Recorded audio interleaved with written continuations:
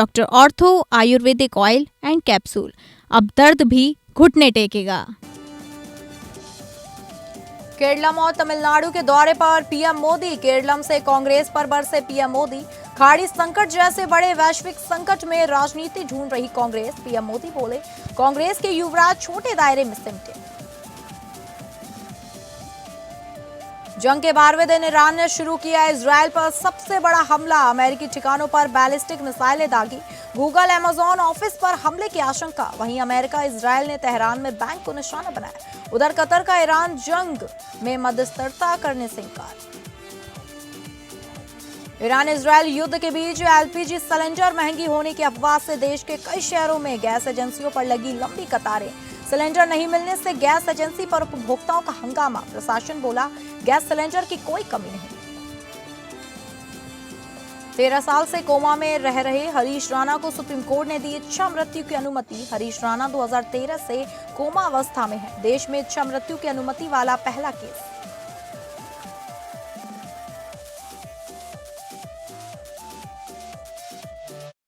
नमस्कार, आप सभी का स्वागत है और मैं हूं आपके साथ अंकिता सिंह। बुलेटिन की शुरुआत करेंगे पीएम मोदी के दौरे को लेकर, जहां प्रधानमंत्री नरेंद्र मोदी आज केरल और तमिलनाडु के दौरे पर हैं, जहां वे कुल 16,450 करोड़ रुपए की विकास परियोजनाओं की सौगात देंगे।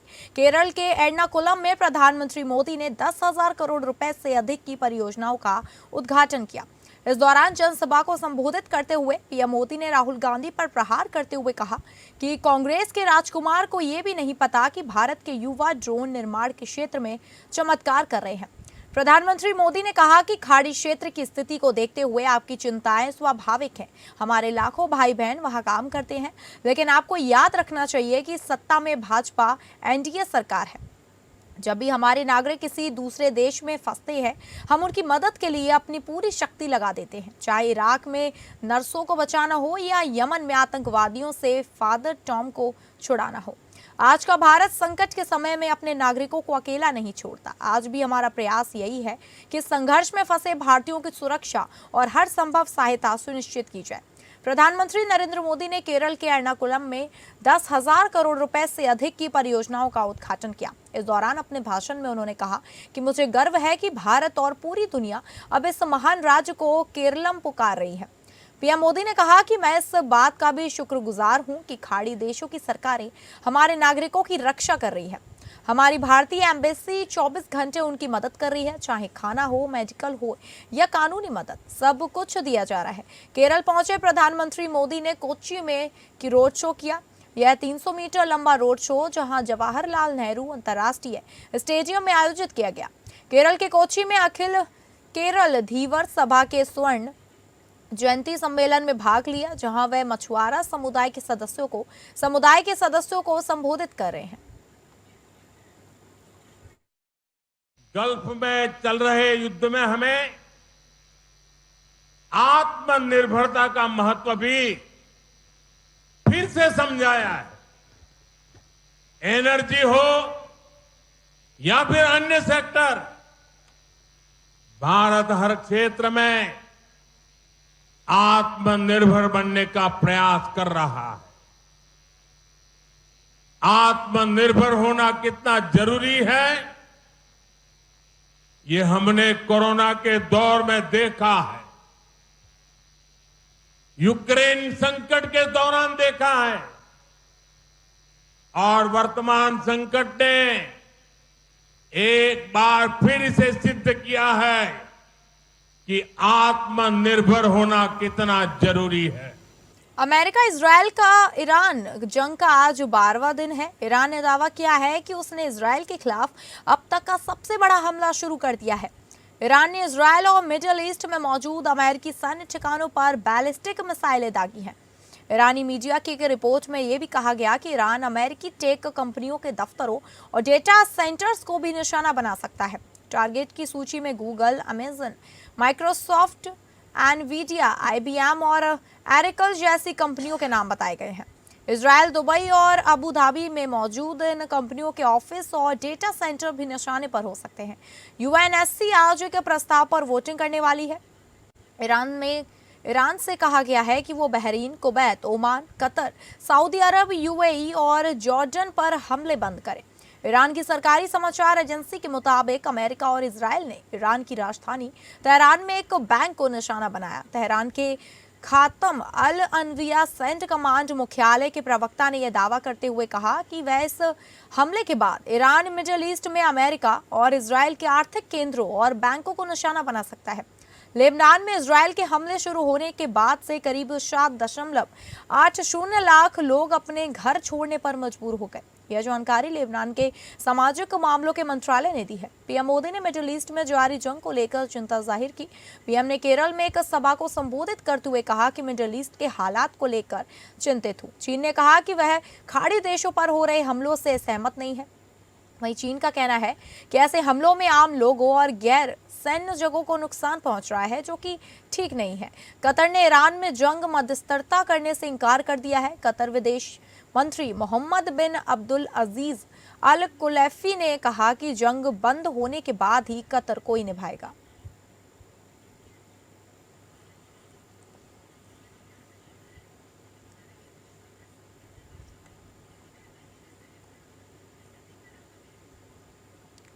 ईरान युद्ध का असर गैस सिलेंडर पर भी पड़ रहा है। कानपुर जिलाधिकारी की सख्त चेतावनियों और स्पष्ट दिशा निर्देशों के बावजूद शहर की कुछ गैस एजेंसियों की कार्यप्रणाली में सुधार होता नजर नहीं आ रहा।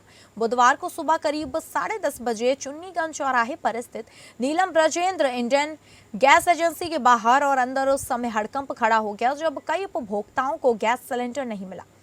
नाराज उपभोक्ताओं ने एजेंसी के खिलाफ विरोध जताते हुए अव्यवस्था और अभद्र व्यवहार का आरोप लगाया। जानकारी के अनुसार सिलेंडर लेने पहुंचे कई उपभोक्ताओं ने बताया कि उन्हें बार बार एजेंसी के चक्कर लगाने पड़ रहे हैं, लेकिन कोई संतोषजनक जवाब नहीं दिया जा रहा। एक उपभोक्ता ने बताया कि उन्हें पिछले महीने 11 तारीख को सिलेंडर मिला था और तब से वे लगातार 4 दिनों से एजेंसी के चक्कर लगा रहे हैं, लेकिन अब तक सिलेंडर उपलब्ध नहीं कराया गया।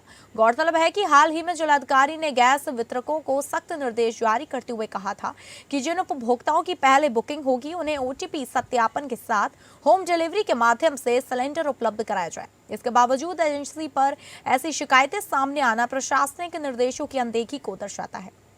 उधर प्रशासन का कहना है कि पूरे जिले में एलपीजी सिलेंडरों की पर्याप्त उपलब्धता है और बुकिंग के क्रम में ही उपभोक्ताओं को सिलेंडर की होम डिलीवरी की जा रही है। ऐसे में चुन्नीगंज स्थित एजेंसी पर उत्पन्न हुई यह स्थिति कई सवाल खड़े कर रही है।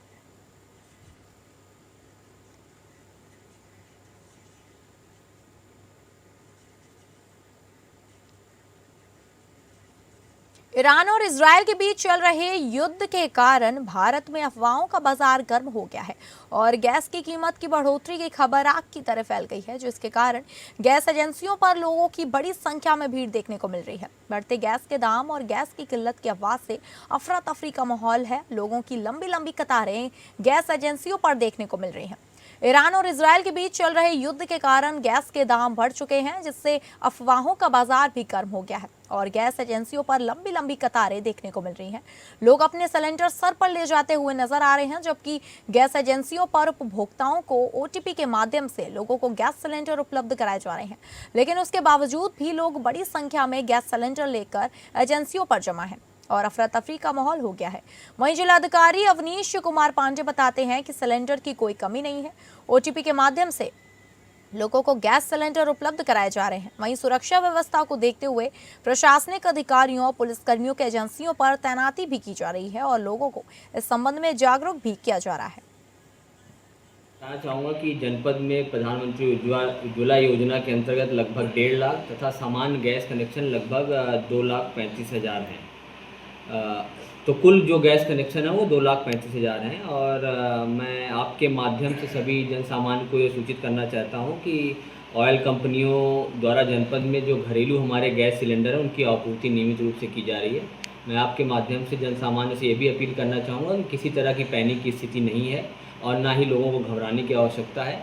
जो व्यवस्थाएँ बनाई गई हैं उसमें जो हमारे उज्ज्वला कनेक्शन है उसके अंतर्गत 25 दिवसों में और जो हमारे सामान्य कनेक्शन है उसके अंतर्गत 30 दिवसों में OTP के माध्यम से सभी को गैस सिलेंडर उपलब्ध कराई जाएगी। लगातार हम लोग के द्वारा जो ऑयल कंपनीज हैं उनके साथ संवाद स्थापित किया गया और व्यवस्थाएं सुनिश्चित की जा रही हैं। झारखंड विधानसभा के बजट सत्र के 11वें दिन आज सत्ता पक्ष और विपक्ष में पहली पाली की कार्यवाही के दौरान जमकर नोकझोंक हुई। इस दौरान भाजपा के मुख्य सचेतक एवं हटिया विधायक नवीन जायसवाल ने रामनवमी के दौरान डीजे बजाने पर रोक का मुद्दा उठाया, जिसके बाद सत्ता पक्ष ने बचाव में खड़े होकर विपक्ष के सवालों को पर विरोध जताना शुरू कर दिया और फिर माहौल गर्माते हुए देखा। सत्र की कार्यवाही थोड़ी देर के लिए स्थगित कर दी गई है। इससे पहले सदन के बाहर भी विपक्ष ने पोस्टर लेकर नारेबाजी की थी। इस दौरान कोडरमा विधायक नीरा यादव के आरोप पर पत्रकारों से बातचीत में सत्ता पक्ष विधायकों ने भी जवाब दिया था।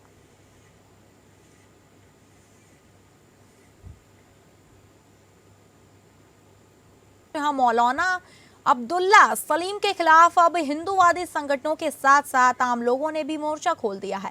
मौलाना द्वारा सीएम योगी की मां को लेकर की गई अभद्र टिप्पणी के खिलाफ लखनऊ शहर में जगह जगह पोस्टर लगाए गए हैं, जिसमें मौलाना को फांसी पर लटकाने की मांग की उठाई गई है। यह पोस्टर लखनऊ के VVIP गेस्ट हाउस, नगर निगम, अलीगंज, आलमबाग, गोमती नगर समेत पूरे शहर में लगे हुए हैं। मौलाना सलीम पर अब तक प्रदेश भर में 120 से ज्यादा शिकायतें दर्ज कराई गई हैं।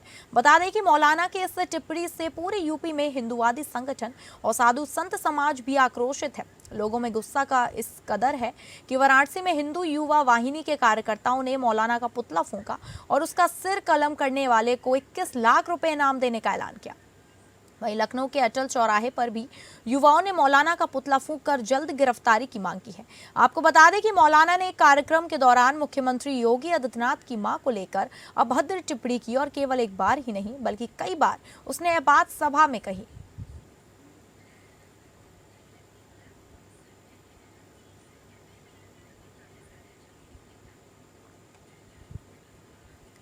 बिहार के एक मौलाना द्वारा मुख्यमंत्री योगी आदित्यनाथ की मां पर की गई कथित अमर्यादित टिप्पणी को लेकर लखनऊ में विरोध तेज हो गया है। इस मुद्दे पर करणी सेना के कार्यकर्ताओं ने हजरतगंज चौराहे पर प्रदर्शन करते हुए मौलाना सलीम का पुतला दहन किया। पुतला दहन के दौरान उस समय अफरा तफरी मच गई जब आग भड़कने से कुछ कार्यकर्ता झुलस गए।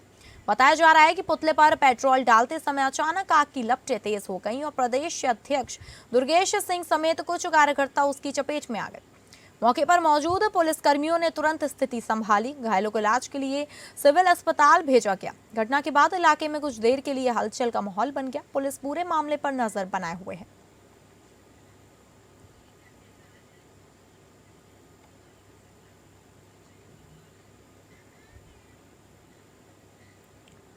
रायपुर छत्तीसगढ़ विधानसभा परिसर में आज एक अनोखी पहल देखने को मिली, जहां केंद्रीय जेल रायपुर में निरुद्ध बंदियों द्वारा संचालित आस्था कैफे द्वारा तैयार किए गए नमकीन उत्पादों के स्वाद का आनंद विधानसभा के सदस्यों ने लिया।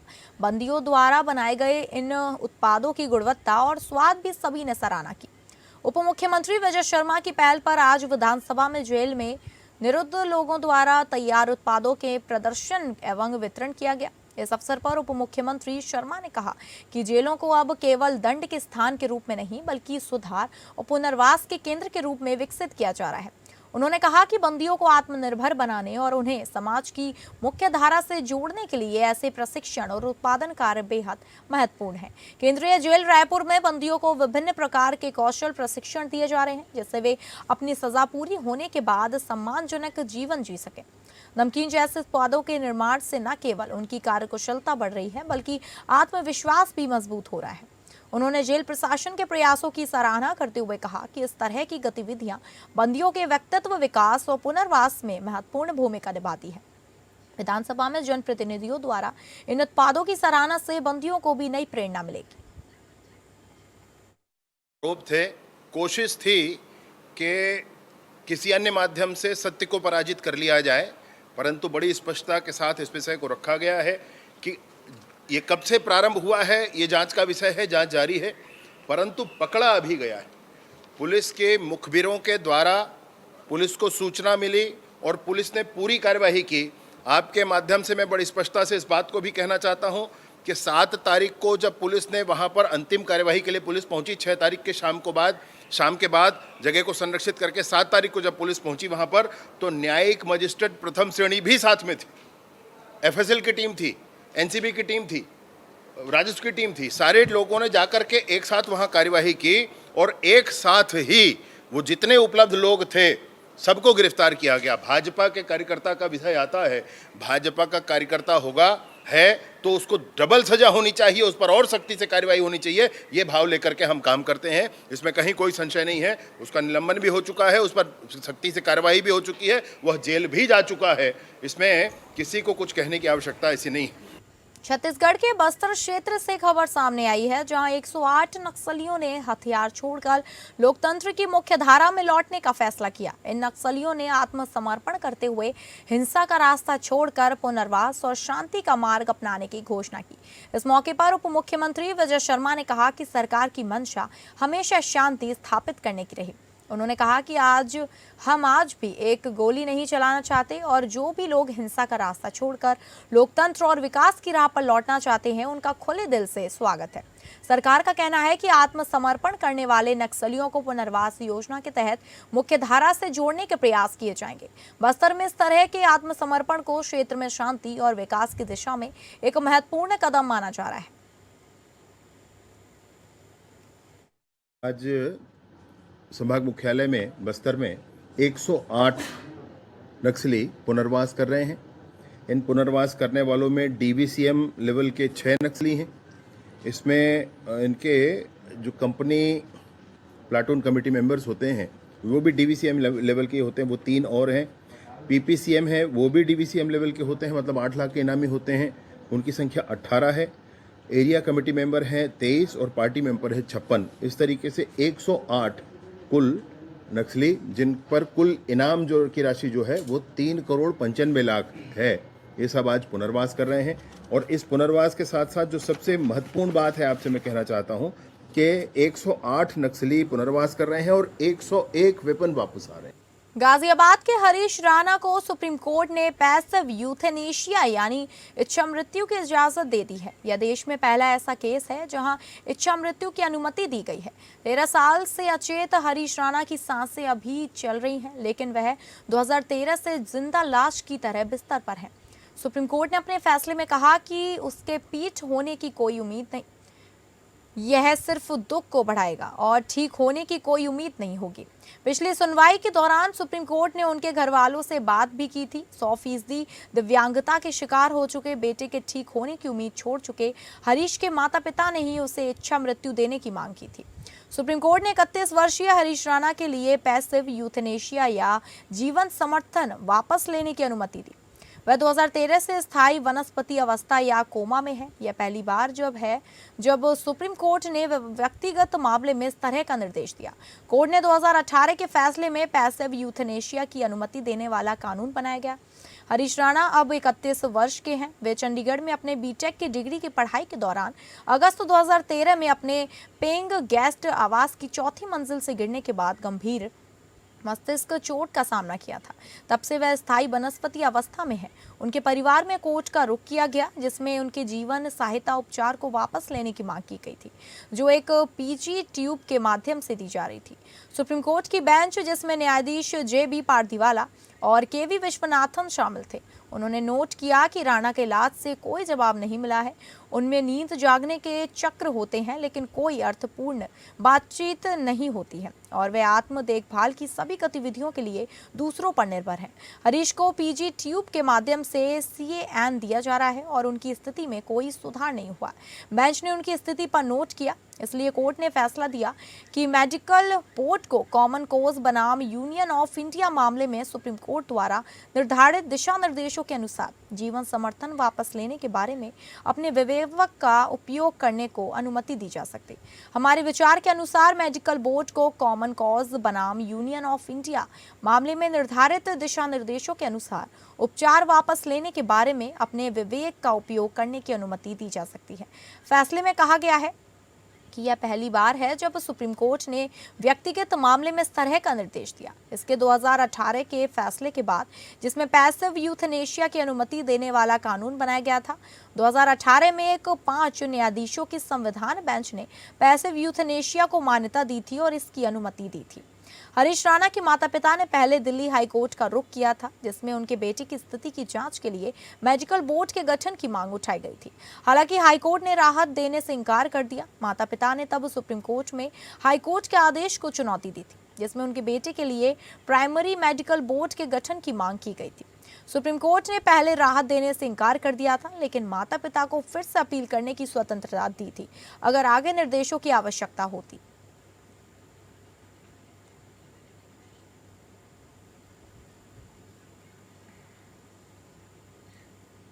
जौनपुर के कोतवाली क्षेत्र में उस समय हड़कंप मच गया जब एक युवती प्रेमी से शादी की जिद में हाई टेंशन बिजली के पोल पर चढ़ गई। युवती को पोल पर चढ़ा देकर आसपास के ग्रामीणों की भारी भीड़ मौके पर जुट गई। सूचना मिलने पर पुलिस मौके पर पहुंची और काफी देर तक समझाने के बाद युवती को सुरक्षित नीचे उतारा गया। बताया जा रहा है कि युवती का आजमगढ़ के एक युवक से लंबे समय से प्रेम संबंध था। परिजनों के विरोध के कारण पहले भी दोनों घर से चले गए थे, जिसके बाद युवक के खिलाफ मामला दर्ज कर उसे जेल भेज दिया गया था। हाल ही में युवक ने जमानत पे बाहर आने की खबर मिलने के बाद युवती फिर से शादी की जिद पर अड़ गई। परिवार के मना करने से नाराज होकर वह बिजली के पोल पर चढ़ गई और शादी की मांग करने लगी। फिलहाल पुलिस युवती को हिरासत में लेकर मामले की जांच कर रही है।